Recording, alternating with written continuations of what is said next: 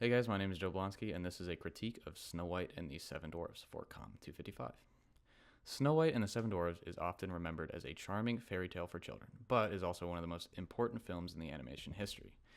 Released in 1937, it was the first full length animated feature, and at the time, no one believed that people would sit through a cartoon for over an hour. But Walt Disney proved them wrong, and the film went on to change animation and even a film as a whole. Forever.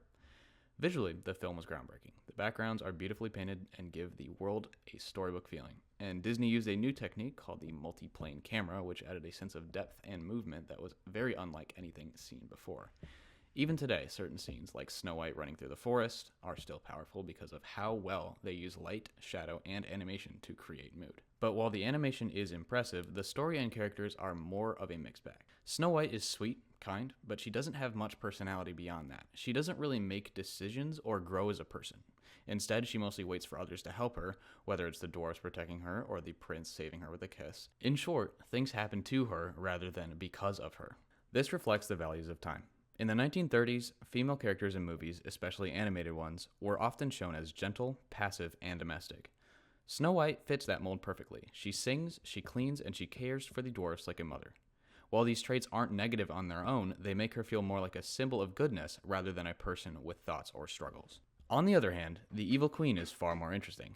She's the one who actually drives the plot. Her obsession with being the fairest of them all shows us a character driven by jealousy and pride.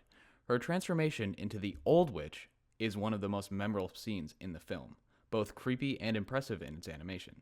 Ironically, the villain is the most active and complex character in the movie. The music is also a big part of the film's success, such as Hi Ho, Someday My Prince Will Come, are still well known today. The music does more than entertain. It helps express the emotions of the characters and move the story along. At a time when most animated films didn't even exist, this kind of storytelling through song was brand new and very effective. So how should we view Snow White and the Seven Dwarfs today? As a technical achievement, it's a masterpiece. It created the foundation for everything that came after, not just for Disney, but for animated movies in general. Its visuals, music, and creativity are still impressive, almost 90 years later. But as a character-driven story, it feels outdated. Snow White lacks depth, and the message about gender roles may not sit well with modern viewers. However, the film's impact is hard to deny. It's a piece of film history that shaped the way we see animated stories. While it may not fully hold up in terms of character development, its artistic style and emotional tone still work. Snow White isn't just a film you watch, it's one of those that you remember. And for that reason, it remains one of the most important animated films ever made.